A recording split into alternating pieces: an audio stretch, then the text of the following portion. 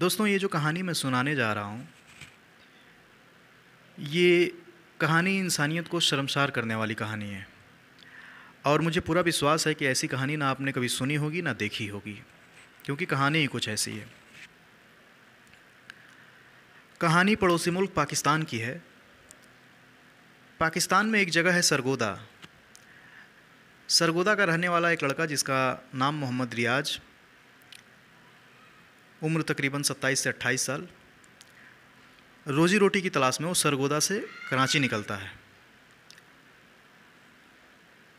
कराची में वो कुछ दिनों तक इधर उधर मजदूरी करता है, जहाँ उसको नौकरी मिल जाया करती थी नौकरी करता है। इसी बीच उसकी मुलाकात एक लड़के से होती है जिसका नाम होता है वजीरा।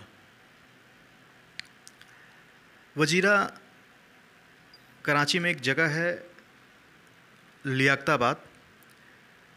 तो लियाकताबाद में जो वजीरा है, कब्रिस्तान के अंदर कब्रों की खुदाई, कब्रों के ऊपर पानी डालना, एक तरीके से वो कब्रिस्तान की देखभाल किया करता था। तो जब दोनों एक दूसरे से मिलते हैं तो दोनों में अच्छी दोस्ती हो जाती है और वजीरा जो है रियाज से कहता है कि तुम्हें नौकरी की तलाश है, तुम भी इसी कब्रिस्तान में नौकरी कर लो। अब दोनों उस कब्रिस्तान में नौकरी शुरू कर देते हैं। कुछ दिनों के बाद जो रियाज है वो नोटिस करता है कि वजीरा सूरज डूबने के बाद, यानी कि अंधेरा होने के बाद, वो कब्रिस्तान में कब्र के अंदर खुदाई करता है। इतना खोदता है जितना कि उसमें एक इंसान दाखिल हो जाए। कब्र को खोदने के बाद उसके अंदर दाखिल होता है और कुछ देर के बाद उस कब्र के अंदर से वापस आ जाता है। ऐसा जब उसने कई दिनों तक ये करते हुए वजीरा को देखता है रियाज, तो उससे एक दिन रहा नहीं गया। उसने उससे पूछ लिया कि तुम ये क्या करते हो। उसने जो इसको बात बताई, यानी कि जो वजीरा है, उसने जब रियाज को बताई कि वो कब्र के अंदर क्यों जाता है, तो बल्कि कायदे से अगर देखा जाए तो जो रियाज है उसको डांटना चाहिए वजीरा को, उससे पूछना चाहिए कि तुम ये काम कैसे कर सकते हो। लेकिन वो ऐसा कुछ नहीं करता है, बल्कि वो बात सुनने के बाद ये भी उस काम को शुरू कर देता है। दरअसल वो बात ये थी कि जो शाम 4 से 5 बजे के बीच जो लाश दफनाई जाती थी, जिन भी फीमेल्स की, उनके साथ अंधेरा होने के बाद ये जो वजीरा है कब्र के अंदर जाता और उनके साथ रेप करता था। जब ये बात रियाज को पता चली तो रियाज भी धीरे धीरे इस काम को करना शुरू कर दिया। चूँकि दोनों इस काम को, अब दोनों को एक तरीके से लत लग जाती है और दोनों इस काम को शुरू कर देते हैं। अच्छा, दोनों इस बात का ख्याल रखते थे कि जो लाश शाम के वक्त जो 4 से 5 बजे के बीच जो ताज़ी लाश, इनकी नज़र में वो ताज़ी लाश थी, 4 से 5 बजे के बीच जो लाश दफनाई जाती थी, चूँकि 1 से 2 घंटे के अंदर जो इनके जो लाश के जो अपने होते हैं, जो रिश्तेदार होते हैं, जो पड़ोसी होते हैं, जो उनके घर वाले होते हैं, 1 से 2 घंटे के बाद दुआएं, फातिया और जो तमाम जो एक मरने के बाद जो क्रियाकलाप होता है उसको करने के बाद 1 से 2 घंटे के बाद वो लोग चले जाते हैं। अब अंधेरा हो जाता है। तो अंधेरा होने के बाद ये उस कब्र के अंदर जाते हैं, एक तरीके से अपनी हवस मिटाते हैं। ये इस बात का ध्यान रखते हैं कि जो भी लाश, यानी कि दोपहर में या जो सुबह लाश दफनाई जाती थी, उनके साथ ये ऐसा कुछ नहीं करते थे। इनका ये मानना था कि उन लाशों से दोपहर में या जो सुबह में जो लाश दफनाई जाती थी, उन लाशों से या तो बदबू आने लगती है या वो इनके हिसाब से वो ठीक नहीं थी। लेकिन जो शाम के वक्त, यानी कि 4 से 5 बजे के बीच जो लाश दफनाई जाती थी, उनके साथ ये इस घिनौनी वारदात को अंजाम देते थे। क्योंकि 4 से 5 बजे के बाद 6 या 7 बजे तक अंधेरा हो जाता है, तो 1-2 घंटे में लाश एक तरीके से इनकी नज़र में ताज़ी होती थी। तो ये कब्र के अंदर दाखिल होते थे और रेप किया करते थे। कुछ दिनों के बाद जो वजीरा है उसकी मौत हो जाती है, क्योंकि एक तरीके से वो ड्रग्स लेता था और तमाम तरीके की जो नशीले पदार्थ होते हैं उनका सेवन किया करता था। तो वो शारीरिक और मानसिक रूप से कहीं ना कहीं वो कमज़ोर था और वो इस लायक नहीं था कि वो ज़्यादा दिन जी पाए। खैर, उसकी मौत हो जाती है। इधर जो रियाज है, वजीरा के मरने के बाद भी उसका ये सिलसिला जारी था, और वो आए दिन जो भी शाम के वक्त जो लाश दफनाई जाती थी उनके साथ ये रेप किया करता था। धीरे धीरे वक्त बीतता है। बात 31 अक्टूबर 2011 की है। एक रोज़ एक लड़की की लाश तकरीबन वही 4 से 5 बजे के बीच कब्रिस्तान के अंदर वो लाश आती है। लड़की की लाश को दफनाया जाता है और ये रियाज अंधेरा होने का वेट करता है। अंधेरा होने के बाद जो रियाज है वो कब्र के अंदर दाखिल होता है, मिट्टी खोदता है, जो कब्र का जो स्लैब होता है उसको हटाता है, पैरों की तरफ से खोदता है ताकि उसमें वो अंदर दाखिल हो सके। खोदने के बाद वो अंदर जाता है और रेप करना शुरू कर देता है। अच्छा, जो कफन में जो लाश होती है जब उसको पैक किया जाता है या जब कपड़ों में बांधा जाता है कफन के अंदर, तो इस बात का ध्यान रखा जाता है कि कोई भी शरीर का हिस्सा वो खुला ना रहे। लेकिन कभी कभी क्या होता है कि उठाने में और ले जाने और ले आने में कई बार क्या होता है कि कपड़े हट जाते हैं। तो उस लाश की, उस जो लड़की की जो लाश थी, उसके चेहरे पर से वो कपड़ा थोड़ा सा हटा हुआ था। तो जब ये रेप कर रहा होता है तो इसकी अचानक जो ध्यान है वो चेहरे की तरफ जाता है। तो ये देखता है कि जो दांत है वो चमक रहा है। फिर कुछ समय के बाद इसका नज़र लड़की की आंखों पर जाता है। तो जब आंखों पर जाता है तो ये देखता है कि लड़की की आंखों से एक अजीब तरीके की रोशनी आ रही है। उसकी आंखों से एक ऐसी चमक आ रही है जिसको देखने के बाद ये बुरी तरीके से डर जाता है। इसे लगता है कि लड़की ज़िंदा है या ज़िंदा हो गई, या जो ये काम कर रहा है उसकी वजह से लड़की चुड़ैल बन गई या भूत बन गई। अब ये बुरी तरीके से डर जाता है और बदहवासी में उस कब्र के अंदर से निकलता है, और निकलने के बाद चीखता चिल्लाता कब्रिस्तान से बाहर की तरफ भागता है। तो जो कब्रिस्तान में और जो मुलाजिम थे, जो एक तरीके से जो वर्कर थे, जब इसको चीखते चिल्लाते हुए भागते हुए देखते हैं तो वो इससे पूछते हैं कि क्या बात है। लेकिन चूंकि ये इतना डरा हुआ था कि ये कुछ बोल ही नहीं पाता है। तो जो कब्रिस्तान के जो मुलाजिम थे वो कब्रिस्तान की तरफ जाते हैं और देखते हैं कि क्या मामला है।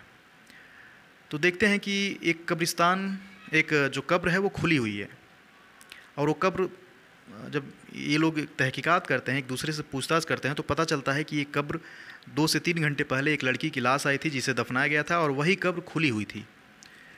तो उनको कुछ शक होता है। अच्छा, इसके पहले भी कई बार जिनके अपने जो इस कब्र के अंदर दफन थे, वो जब दुआएं या फातिया, या कई बार होता है कि जो जिनके अपने गुजर जाते हैं वो कब्रिस्तान के अंदर जाते हैं, बैठते हैं, दुआएं करते हैं उनके सलामती के लिए, उस कब्र के इर्द गिर्द बैठते हैं, ऊपर वाले को याद करते हैं। तो जब वो जाते हैं तो देखते हैं कि जो इनके अपनों की जो कब्र थी वो एक तरीके से उन कब्रों के साथ छेड़छाड़ किया गया था। जैसे कि स्लैब हटाया गया है, मिट्टी खोदा गया है। वो प्रॉपर पहले जिस तरीके से दफना कर गए थे ये लोग, उस ढंग से वो कब्र होती ही नहीं थी। लेकिन लोगों के पास कोई सबूत नहीं था, इसलिए वो चुप रहते थे। लेकिन चूँकि जब ये भागता है तो लोगों को शक होता है। फिर लोग इससे तसल्ली से इसको पकड़ के पूछताछ करते हैं। तो जब ये पूछताछ करते हैं तब ये पूरी बात बताता है। इसकी बातों को सुनने के बाद लोगों के अंदर गुस्सा और आक्रोश, एक तरीके से लोग काफ़ी ज़्यादा गुस्से में हो जाते हैं। अगर लोगों का बस चलता तो इसको पीट पीट कर मार डालते हैं। लेकिन जो कब्रिस्तान के जो अन्य मुलाजिम थे वो अपनी सूझबूझ का परिचय देते हैं, और उन्होंने पुलिस को फ़ोन कर देते हैं वो लोग। खैर, कुछ समय बाद पुलिस आती है। पुलिस इसको पकड़ के ले जाती है। जब पुलिस इसको लेकर जाती है, इसकी पूरी जब कहानी जानती है, और जब ये कहानी बताता है, और इसकी कहानी सुनने के बाद पुलिस वालों के भी होश उड़ जाते हैं। जब ये पुलिस वालों को अपनी पूरी स्टोरी बताता है तो उस दौरान ये खुद कबूल करता है कि लगभग 1.5 से 2 साल के अंदर इसने 48 महिलाओं के साथ, 48 फीमेल्स के साथ ये रेप करने की बात कबूल करता है। यानी कि एक तरीके से ये 48 लाशों के साथ जो कब्र के अंदर पड़ी हुई थी, उनके साथ ये रेप करने की बात को कबूल करता है। पुलिस वाले भी भौंचक्के रह जाते हैं, उनको भी जब ये कहानी सुनते हैं तो एक तरीके से पाकिस्तान के इतिहास में इतना बड़ा रेपिस्ट कोई नहीं हुआ था जो मुर्दों के साथ रेप करता हो।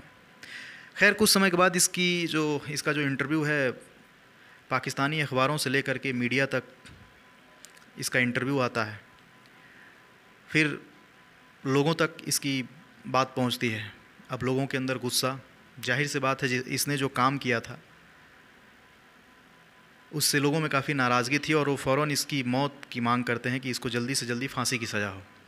खैर कोर्ट था, अदालत था, तमाम ये प्रोसीजर होते हैं। तो कानूनी रूप से इसको 48 में से 8 से 10 मामलों में इसको फांसी की सज़ा सुनाई जा चुकी है।